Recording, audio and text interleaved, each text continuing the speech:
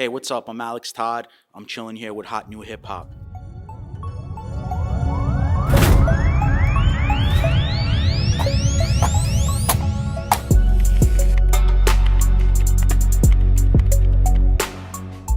I think I would consider myself a businessman, first and foremost, entrepreneur. I wear a couple different hats, obviously, with my jewelry business now venturing into cannabis. So I would like to consider myself somebody that's always trying to keep myself in front of what's happening in the business world and consider myself an entrepreneur.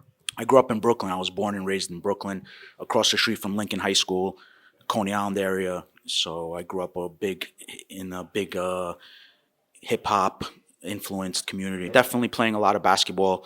I played all sports basically growing up in the schoolyard. It's not like today the kids are on the iPads and home all day. We were out all day running around playing manhunt in the schoolyard, playing basketball, just doing what we consider regular kid stuff to do. Nowadays, kids are bunched up at home all day on their iPads, on their iPhones. Coming from Brooklyn, huge influence for me was Biggie, Jay.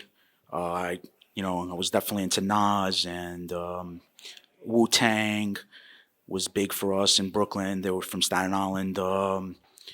The majority, those are who I used to listen to the most. Definitely Biggie and Jay the most, my two favorites. Yeah, so I mean, I grew up with living in my grandma. My mom went to Russia to work when I was around 10 years old. So I was living with my grandma in Brooklyn at the time.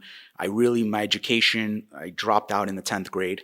I hope my kids aren't listening, but yeah, I dropped out in the 10th grade. I was just at that point, I was in a situation where I wanted a lot of things, and I felt like I was better suited to go out there and try to get them and go out there and just hit the pavement and start hustling. So at 15, I just started working, hustling, and eventually ended up getting into the same business that my mom is in the jewelry business, but it was a long way to there. Well, I did a lot of things in the financial industry, a lot of hustles. I did pretty much anything where I could buy or sell something and make a profit on it, whatever it took, whatever it was at the time, whether it was a pair of sneakers in the beginning when I was young or literally baseball cards and just flipping, just constantly flipping, whatever it was at the time. I never would consider myself ever to be in the jewelry business. I never thought I would ever go into that field.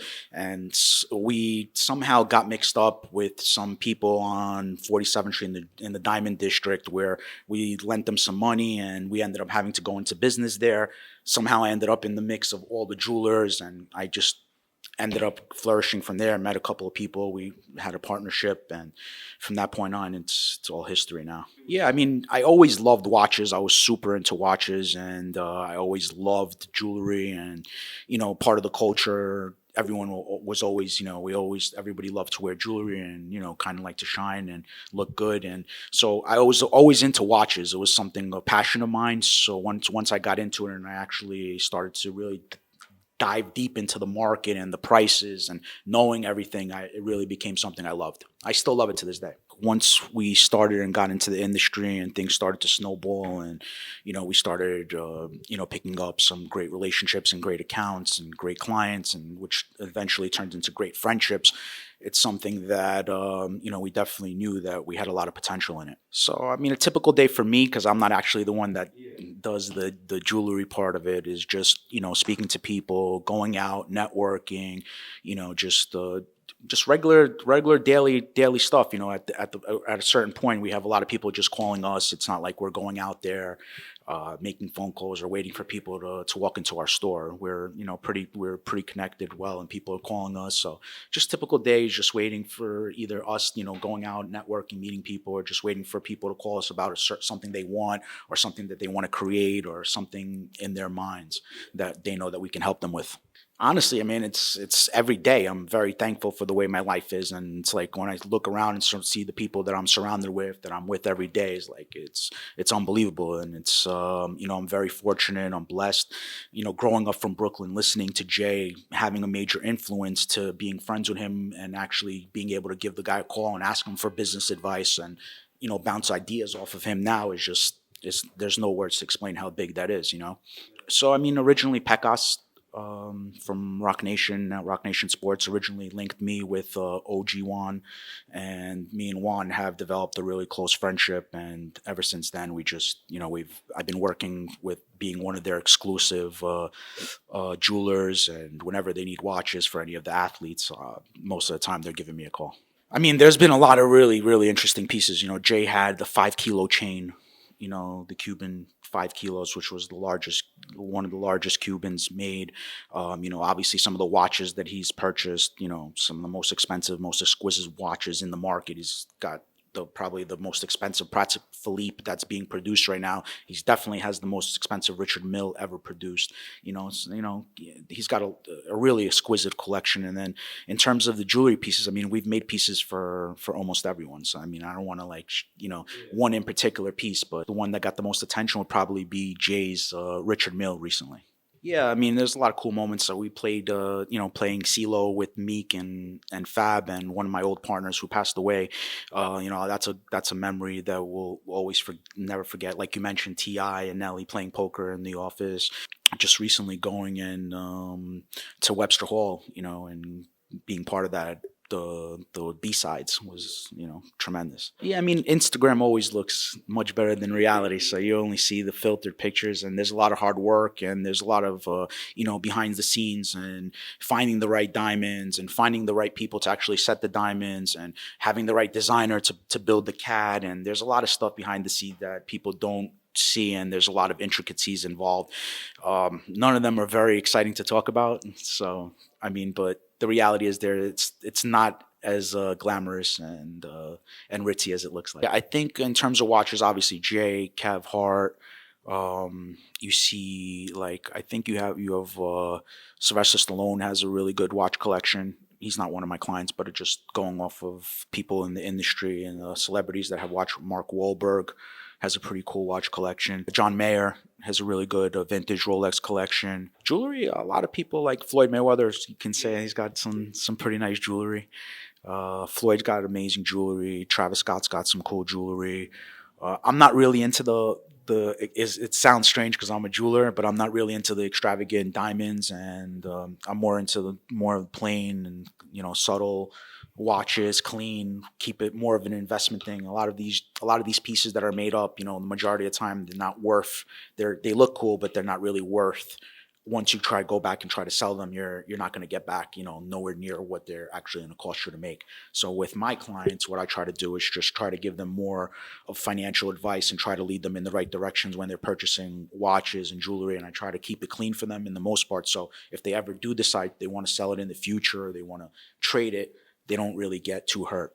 Don't get me wrong. If somebody calls me and says they need the most extravagant chain with diamonds, and I'll obviously do it for them. But if it's a good client of mine, I'll try to tell them, like, yo, chill out. Nah, so I don't do the free jewelry stuff. I mean, if you want to buy a nice watch, and I'll get you the best possible price. I'll work with you. I'll try to do what I can, but we're not doing the free promo jewelry stuff. But yeah, there's a lot of rappers out there that feel entitled, and and a lot of, not even rappers, a lot of actors, a lot of celebrities in general, they feel entitled, like they might deserve some free jewelry for some promotions. And listen, maybe some of them it works for them. Yeah, I'm a pretty big smoker, and I'm a huge connoisseur of cannabis and of weed, and I've been smoking ever since I realized that I'm not going to make it in the NBA. So that's around 15 years old, around the time that I dropped out of school.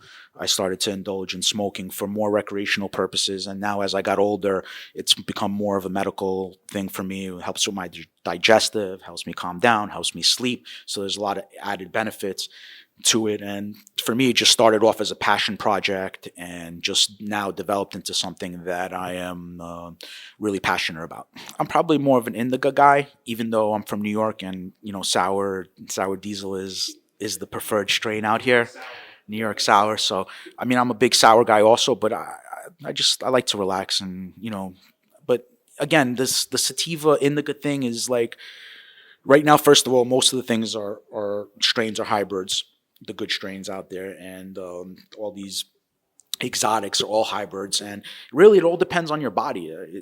Some indicas work for some people, some sativas work for some people, so it's really a tricky thing. Yeah, so we started probably around 5 years ago, I would say, in the legal cannabis space. Started off in California with a dispensary, got involved early with the dispensary. We got out of that because it was sort of a gray area at the time and we didn't know where the regulations were going. So we got out of that. We invested the money into a legal state that just opened, which was Oregon at the time. We went into Oregon. We still do have the largest indoor grow facility in the state of Oregon. It's about 100,000 square feet, broken down into 10,000 square foot canopy spaces for different companies. So it's one of the largest indoor grow facilities in the state. And right now, the market in Oregon is really slow.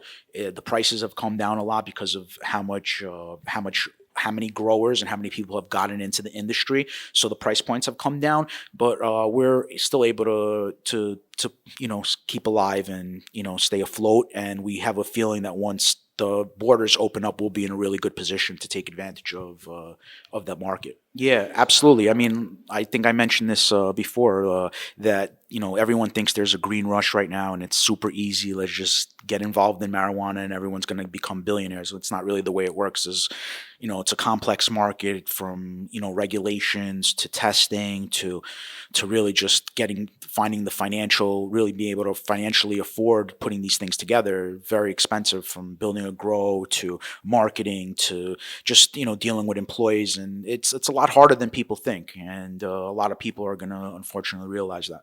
Yeah, of course. Banking right now, it's very difficult. Banks, when you open an account, you're most likely going to get closed. It's still not federally legal. We have a huge uphill battle to fight with that. And I mean, right now, a lot of people are dealing exclusively with cash. Drivers are driving around with hundreds of thousands of dollars, making deliveries with tons of inventory. I don't think it's the safest thing in the world. So it's definitely something that we need a lot of work with. There's a lot of regulatory hoops you have to jump through in this industry, from banking to getting these licenses. And there's a lot of work to do in this industry.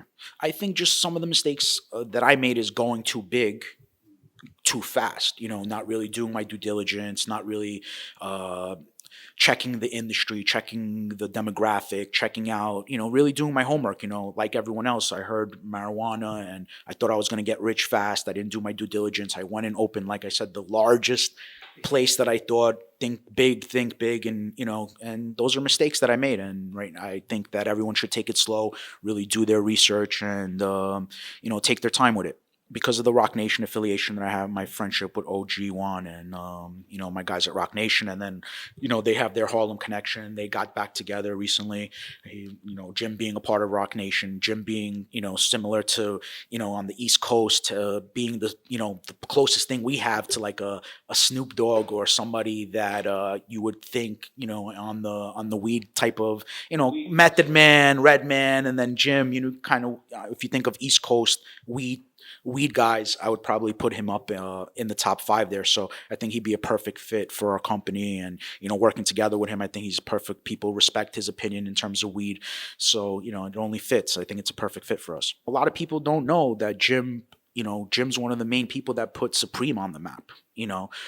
Jim had tremendous influence on the culture in terms of the way we dress, the way that we talk, the way that we smoke, the way that just the culture in general. Being from Harlem, everyone respects the Harlem swag. And he's just from his creativity to everything, he's a tremendous asset to SAUCEY. Got the Capo blunt, which is going to be the first blunt on the market, legal blunt, because you can't mix tobacco with marijuana products in LA. So we with Future Roller developed a blunt cone made out of tea leaf. So we're going to be, which we brought you guys a couple of samples to try out over here. So they're dipped in our proprietary oil and dipped in and also wrapped in keef, and we have OG flower in there, indoor flower, which is phenomenal. So SAUCEY right now, we're procuring some of the finest flower on the market, all different types of strains. We'll have eventually probably anywhere between 6 to 10 strains in rotation, in every dispensary in California within the next year. Our oil, we have a proprietary oil that extraction method that we use. It's chromatography. It's not like your regular oils where they're just extracting the THC like 90% of the other companies out there. Well, our oil actually keeping all the cannabinoids intact. Terpene profiles are intact in the oil. So when you're smoking, you're actually getting the whole entourage effect of all the cannabinoids, not like all the other companies out there, pen companies out there that are just extracting the THC and people are smoking just the THC. So we have a proprietary extraction method that I think is going to be a game changer. I think the most important thing for us right now is just to make sure that everyone goes out there, tries it, gets a taste of it, see for themselves firsthand of what SAUCEY compared to all the other companies are able to, help, or bring to the table, what you guys like, what the client would like. 5 years down the line, hopefully we're publicly traded, and I think that we'll be worth north of $5 billion. I think the most difficult part for me, because I really do enjoy I love what I do. So every day for me and the work that I do, I can't say is hard because I just love what I do. So I enjoy my job. I think the most difficult part about it is being away from the family, traveling, since, I'm in California a lot. Family goes to school and my wife is here. So being away from them, being half the month, traveling back and forth. I think the hardest part is just on the family and being away from them and just not being able to be, part of their lives every single day. I think that's the hardest part for me. Most enjoyable part about, my industry is just being able to smoke as much as I want, because it's R&D.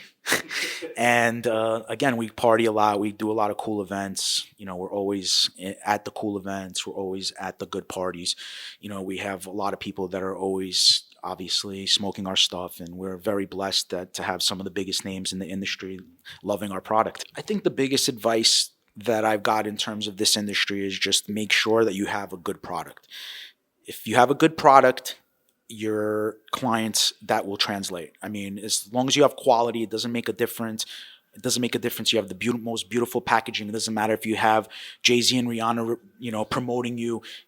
The bottom line is have a quality product. You have a quality product, it will translate. And I think that works in any industry. Just make sure that what you're putting out there is quality. The first one, obviously, getting into the jewelry business, because if it wasn't for the jewelry business, I probably would never be in the situation that I'm in right now with the people that I know and some of the connections that I made because of the jewelry business. So I think definitely getting involved in the jewelry business. I think growing up in Brooklyn, coming from no money and really growing up and really coming from a point of having to have that desire and drive and the hustle mentality in you, I think that was a major, major key for me in growing up and just having that support of knowing that if like my mom's not around at the time, you have your family and how important family is. I think that's, a major, major importance. And I guess the third one being, watching my brother grow up. He was a huge influence for me, and he's also a partner with me in everything that I do. And, he instilled a lot of that motivation, showing me what the grind is about and showing me that actually that there is opportunity from a young age, because he was doing his Wall Street things. And I actually seen that there's a light at the end of the tunnel, and he was, it was always motivating to see, and he would always take me around. Once I turned around 16 years old, he would always take me around, be his friends, and that would definitely motivate me. And from that point on, I seen the drive and I seen the ability to actually go somewhere in life and be able to take it to the next level.